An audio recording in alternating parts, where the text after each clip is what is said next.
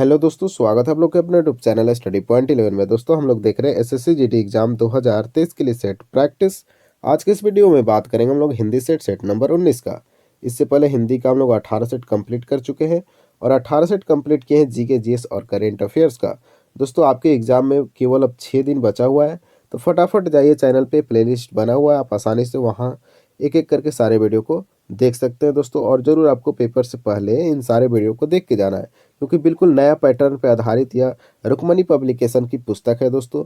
तो यहाँ से प्रश्न पूछे जाने की संभावना ज़्यादा बनती है, ध्यान रखेंगे। और दोस्तों अगर आपको पीडीएफ लेना है तो जाइए वीडियो के डिस्क्रिप्शन में, वहाँ आपको मिलेगा टेलीग्राम चैनल का लिंक। उस पर क्लिक करेंगे, सीधे आप टेलीग्राम चैनल पर पहुँच जाएंगे और वहाँ से आसानी से सारे पीडीएफ को डाउनलोड करके पढ़ सकते हैं। और बात करें दोस्तों कि कल जो हम लोग बात किए थे कि आपके अपने परिवार स्टडी पॉइंट 11 को कहाँ पहुँचाना है, 10 के सब्सक्राइबर के पास पहुँचाना है। यानी इसमें कितने लोगों को जोड़ देना है, 10,000 लोगों को जोड़ देना है। और आप लोग के सपोर्ट की वजह से 4 के सब्सक्राइबर भी कंप्लीट हो गया है।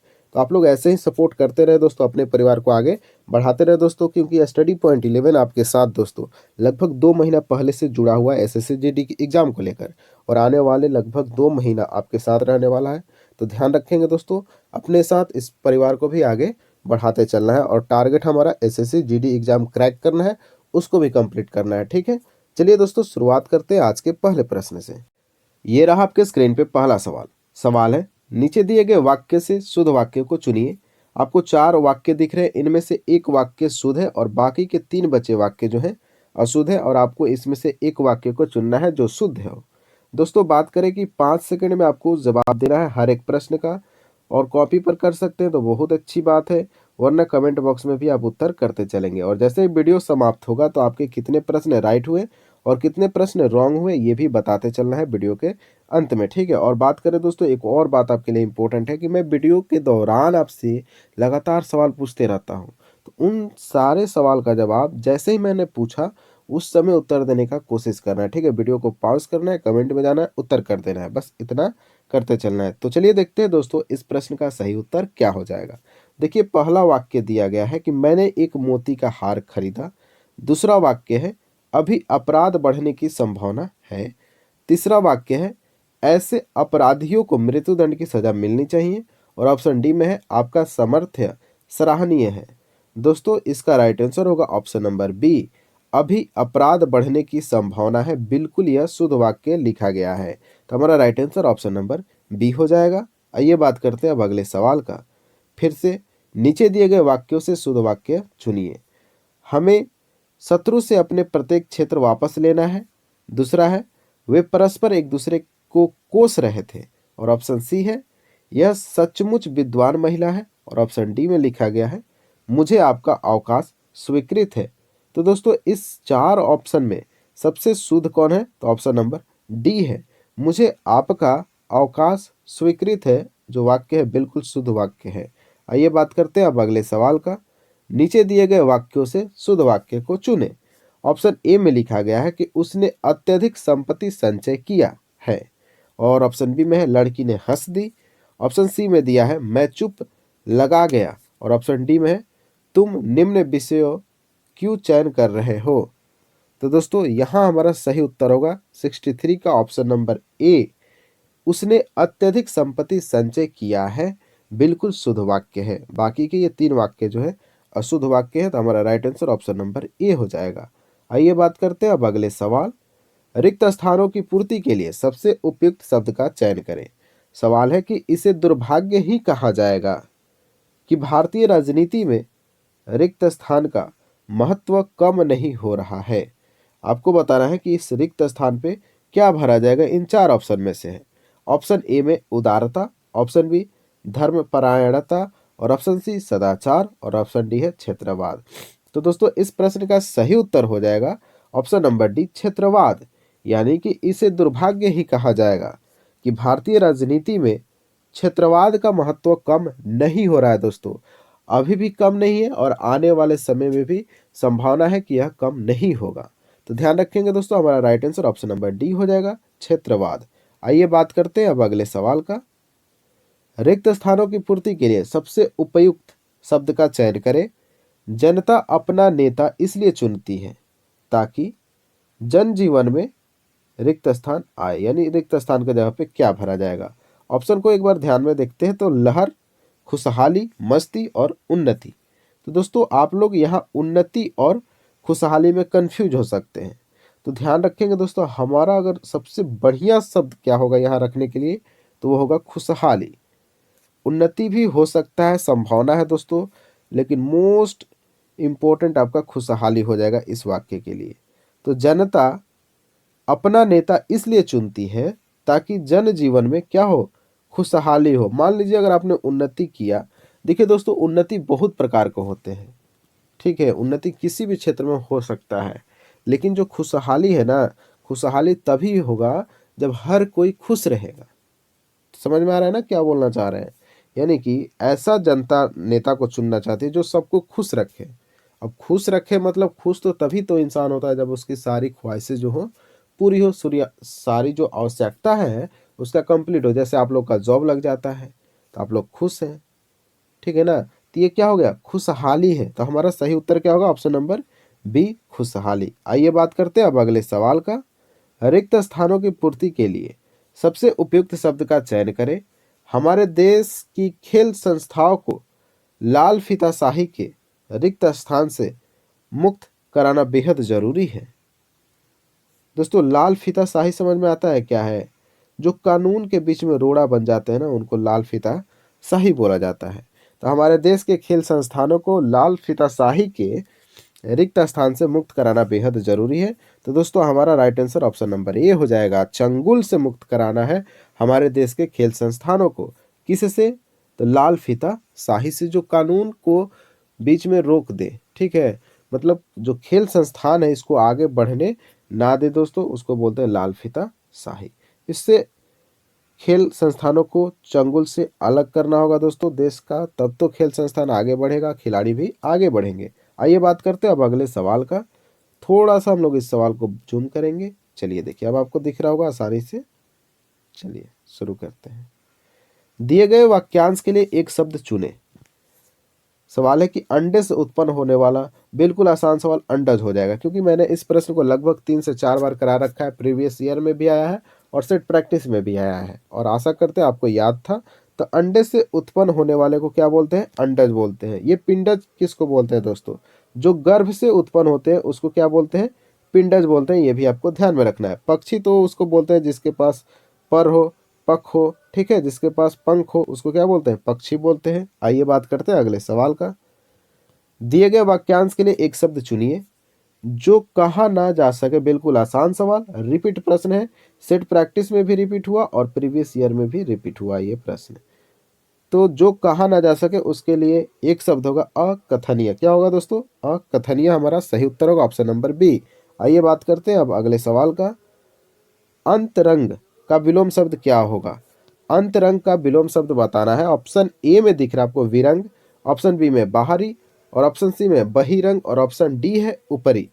तो दोस्तों हमारा सही उत्तर होगा ऑप्शन नंबर सी, बहिरंग, यानी 69 का right answer option number C बहिरंग हो जाएगा। दोस्तों अब आपको समझ में आना चाहिए कि अंतरंग क्या होता है। दोस्तों अंतरंग को बोला जाता है अंदरूनी, मतलब अंदर के तरफ, ठीक है, अंदरूनी इसको बोलते हैं अंतरंग को। और बात करें बहिरंग का, तो बहिरंग मतलब दोस्तों बाहर। क्या होता है दोस्तों, बाहरी का, ठीक है, तो अंदर का और बाहर का, तो याद रखेंगे ऑप्शन सी हमारा सही उत्तर हो जाएगा। आइए बात करते हैं अब अगले सवाल का। सवाल है आपके सामने कि अग्नि का विलोम शब्द क्या होगा। बिल्कुल आसान दोस्तों, ऑप्शन है पवन, समीर, जल या फिर जलधि। तो हमारा सही उत्तर होगा दोस्तों ऑप्शन नंबर सी, जल हो जाएगा हमारा सही उत्तर। तो अग्नि का विलोम शब्द होता है जल, याद रखेंगे। आइए बात करते हैं अब अगले सवाल का। नारी स्वभावतः कोमल होती है, रेखांकित शब्द का पर्यायवाची शब्द बताइए। बोला गया है कि नारी जो है स्वभावतः कोमल होती है, और जो रेखांकित शब्द है यानी नारी के नीचे रेखांकित किया गया है, इसका पर्यायवाची शब्द बताना है। चलिए आप लोग देखिए ऑप्शन में नारी का पर्यायवाची क्या होता है। ऑप्शन ए में दिख रहा है कांता और निशा, बिल्कुल गलत है। ऑप्शन बी में है रमणी और कालिंदी, ये भी गलत है। ऑप्शन सी में दिख रहा है कामिनी और दामिनी, ये भी गलत है। तो हमारा सही उत्तर क्या होगा, ऑप्शन नंबर डी, त्रिया और भामिनी इसका राइट आंसर होगा। तो नारी को क्या बोल सकते हैं? त्रिया भी बोल सकते हैं और भामिनी भी बोल सकते हैं। और क्या बोल सकते हैं दोस्तों? नारी को महिला बोल सकते हैं। महिला लिखता तो आप लोग तो डायरेक्ट आंसर कर देते हैं, इसलिए इस रूप में पूछा गया है। ये भी उसका पर्यायवाची है, जैसे महिला पर्यायवाची है वैसे ही त्रिया और भामिनी भी पर्यायवाची है। आप लोग कामिनी भी बोलते हैं दोस्तों। क्या बोलते हैं? कामिनी भी महिला का पर्यायवाची होता है। त्रिया तो मैंने बता रखा है और भामिनी भी मैंने बता रखा है। एक रमणी होता है। क्या होता है दोस्तों? रमणी होता है। ठीक है, रमणी, ये भी आपको ध्यान में रखना है। तो इस प्रश्न का सही उत्तर क्या होगा? ऑप्शन नंबर डी, त्रिया और भामिनी। आइए बात करते हैं अगले सवाल 72 नंबर का। सूर्य का प्रकाश संपूर्ण धरा को आलोकित करता है। रेखांकित शब्द का पर्यायवाची शब्द है, यानी कि दोस्तों प्रकाश के नीचे रेखांकित किया गया है, तो आपसे डायरेक्ट पूछा गया है कि प्रकाश का पर्यायवाची शब्द इनमें से क्या होगा। आपको बताना है दोस्तों। ऑप्शन ए में दिख रहा है प्रस्तर अचला, ऑप्शन बी में ज्योति दीप्ति, ऑप्शन सी में आपको दिख रहा है छवि प्रभाकर, और ऑप्शन डी में दिख रहा है दिनकर ज्योति। तो प्रकाश का पर्यायवाची दोस्तों हो जाएगा ऑप्शन नंबर बी, ज्योति और दीप्ति। ये दोनों प्रकाश के क्या है? पर्यायवाची हैं, याद रखेंगे। आइए बात करते हैं अब अगले सवाल का। सवाल है आपके सामने, रिक्त स्थान की उपयुक्त शब्दों द्वारा पूर्ति के लिए कुछ विकल्प प्रस्तावित है, उपयुक्त विकल्प चुनिए। प्रश्न दिया गया है कि संविधान के रिक्त स्थान में ऐसी व्यवस्था की गई है ताकि राष्ट्रपति वास्तविक शक्तियों का प्रयोग न करे। ऑप्शन है आपके सामने कानूनों, नियमों, प्रावधानों और योजनाओं। तो दोस्तों इस प्रश्न का सही उत्तर हो जाएगा ऑप्शन नंबर सी, प्रावधानों। तो संविधान के प्रावधानों में ऐसी व्यवस्था की गई है ताकि राष्ट्रपति वास्तविक शक्तियों का प्रयोग न करे। तो हमारा right answer option number C हो जाएगा। आइए बात करते हैं अब अगले सवाल का। रिक्त स्थान की उपयुक्त शब्दों द्वारा पूर्ति के लिए कुछ विकल्प प्रस्तावित है, उपयुक्त विकल्प को चुनिए। सवाल है कि किसी तथ्य की गहराई समझने वाला व्यक्ति को क्या कहा जाता है। ऑप्शन है जिज्ञासु, अन्यक्ष, मर्मज्ञ या फिर सर्वज्ञ। तो दोस्तों इस प्रश्न का सही उत्तर होगा ऑप्शन नंबर सी, मर्मज्ञ। तो किसी तथ्य की गहराई समझने वाले व्यक्ति को मर्मज्ञ कहते हैं। और जिज्ञासु किसको बोलते हैं? जिसे सब कुछ जानने की इच्छा हो उसको क्या बोलते हैं? जिज्ञासु बोलते हैं। अगला सवाल, रिक्त स्थान की उपयुक्त शब्दों द्वारा पूर्ति के लिए कुछ विकल्प प्रस्तावित है, उपयुक्त विकल्प को चुनिए। सवाल दिया गया है कि प्रेमचंद ने अपने रिक्त स्थान उपन्यासकारों को बहुत दूर तक प्रभावित किया है। ऑप्शन है आपके सामने कि पूर्ववर्ती, परवर्ती, परिवर्ती या फिर अग्रवर्ती। तो दोस्तों इस प्रश्न का सही उत्तर होगा परवर्ती। अच्छा, ये परवर्ती का मतलब क्या होता है? तो ध्यान रखेंगे दोस्तों, अपने काल के बाद वाले काल के लिए। ठीक है, मतलब जब प्रेमचंद थे उनके बाद जो कवि हुए उनको बहुत प्रभावित किए हैं। कौन? प्रेमचंद। तो हमारा सही उत्तर क्या होगा? ऑप्शन नंबर बी हो जाएगा। आइए बात करते हैं अब अगले सवाल का। रिक्त स्थान की उपयुक्त शब्दों द्वारा पूर्ति के लिए कुछ विकल्प प्रस्तावित है, उपयुक्त विकल्प चुनिए। सवाल दिया गया है कि रात्रि के रिक्त स्थान से आकाश में तारे चमक उठे हैं। ऑप्शन ए है आगमन, ऑप्शन बी प्रकोप, ऑप्शन सी प्रभाव और ऑप्शन डी अंधकार। तो दोस्तों यहाँ बिल्कुल अच्छा लगेगा शब्द, कौन सा अच्छा लगेगा? तो आप बोलेंगे कि सर यहाँ आगमन अच्छा लगेगा। तो ध्यान रखेंगे कि रात्रि के आगमन से आकाश में तारे चमक उठे हैं। ठीक है, कौन सा अच्छा लगेगा शब्द यहाँ? तो आगमन शब्द जो है बिल्कुल अच्छा लगेगा। तो इस सवाल का सही उत्तर भी हमारा आगमन हो जाएगा कि रात्रि के आगमन से आकाश में तारे चमक उठे हैं। अगला सवाल, शुद्ध वर्तनी का चयन करना है। शुद्ध वर्तनी से पेपर में जरूर पूछा जाएगा और मैंने 200 प्रश्न करा रखा है शुद्ध वर्तनी से। तो बिल्कुल आपको वो सारे प्रश्न देखना है, एक बार तो जरूर देख के बैठना है पेपर में। ठीक है, वहाँ से डायरेक्ट आपसे प्रश्न पूछे जाएंगे। जैसे कि ये जो संबंधी प्रश्न शब्द है, यह प्रश्न मैंने 2 बार तो आपको प्रीवियस ईयर में करा रखा है और सेट प्रैक्टिस में हमको लगता है 1 बार ही मिला है। तो कुल मिलाकर 3 बार सामना करने को मिल गया है। अब यह प्रश्न आपसे गलत नहीं होगा और बार बार आप लोग जिस चीज़ का परिभाषा लिखते होंगे उसमें संबंधी शब्द आता होगा दोस्तों और उसको लिखते होंगे, तो आपको यहाँ प्रश्न गलती करने की आवश्यकता नहीं है। तो इस प्रश्न का दोस्तों सही उत्तर होगा 77 का ऑप्शन नंबर सी। ये जो संबंधी लिखा गया है, संबंधी, ये बिल्कुल 100% शुद्ध रूप में लिखा गया है, याद रखेंगे। ठीक है, तो संबंधी हमारा सही उत्तर हो जाएगा ऑप्शन नंबर सी का। ऑप्शन नंबर सवाल नंबर 78 देखते हैं। शुद्ध वर्तनी का चयन करना है। बिल्कुल आसान सवाल दोस्तों, आसान आसान सवाल देखकर हमको ज़्यादा ही बोल दे रहे हैं। तो शुद्ध वर्तनी का चयन करना है, तो इस प्रश्न का सही उत्तर होगा 78 का ऑप्शन नंबर सी, प्रशासनिक। ये जो प्रशासनिक है दोस्तों, लिख देते हैं प्रशासनिक, बिल्कुल शुद्ध रूप है, याद रखेंगे। अगला सवाल है, थोड़ा सा इसको छोटा कर दे, बहुत ज़्यादा ही जूम हो गया है। चलिए देखिए, तिनके की ओट पहाड़ मुहावरे का सही अर्थ क्या है? तिनके की ओट पहाड़ मुहावरे का सही अर्थ क्या है? तो दोस्तों इस प्रश्न का सही उत्तर होगा ऑप्शन नंबर डी, अल्प साधन से अधिक काम हो जाना। मतलब दोस्तों आप लोग देखते होंगे अपने गांव में कोई कम पढ़ा लिखा रहता है, लेकिन फिर भी उसका जॉब हो जाता है, नौकरी सरकारी लग जाता है, रिजल्ट आ जाता है। और किसी किसी को आप लोग देखते होंगे बहुत ज़्यादा पढ़ने वाला है और उसका ब्रेन सच में तेज है, फिर भी उसका जॉब नहीं लगता है, रिजल्ट उसका नहीं आता है। तो वहाँ हम लोग इस वाक्य को, इस मुहावरे का इस्तेमाल करते हैं कि अल्प साधन से अधिक काम हो जाना। यानी दोस्तों थोड़ा सा साधन से बहुत बड़ा काम हो जाना। यानी कि आप साइकिल से कहाँ चले जाओ, दिल्ली चले जाओ, ये भी बहुत बड़ी बात है।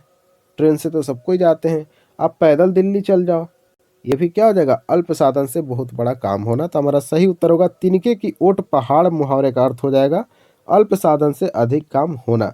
अब आ गया आपके लिए एक मुहावरा जिसका उत्तर आपको देना है कमेंट बॉक्स में। सवाल है, तीर मारना मुहावरे का सही अर्थ क्या है? ऑप्शन है युद्ध कला में निपुण होना, शिकार करना, बड़ा काम करना, या फिर धन कमाना। और दोस्तों जब भी आप उत्तर देंगे तो प्रश्न संख्या लिखकर उत्तर देंगे, ठीक है, कमेंट बॉक्स में, तब पता चलता है कि आपने किस प्रश्न का उत्तर दे रखा है। ठीक, तो ये आपको करना है। और वीडियो को दोस्तों शेयर करना है, क्योंकि आप ही लोग 10 के सब्सक्राइबर तक अपने परिवार स्टडी पॉइंट 11 को पहुंचा सकते हैं। और मुझे आशा है कि आप लोग वीडियो को शेयर भी करते रहते हैं। ठीक है, चलिए दोस्तों मिलते हैं अब नेक्स्ट वीडियो के साथ, तब तक के लिए जय हिंद, जय भारत।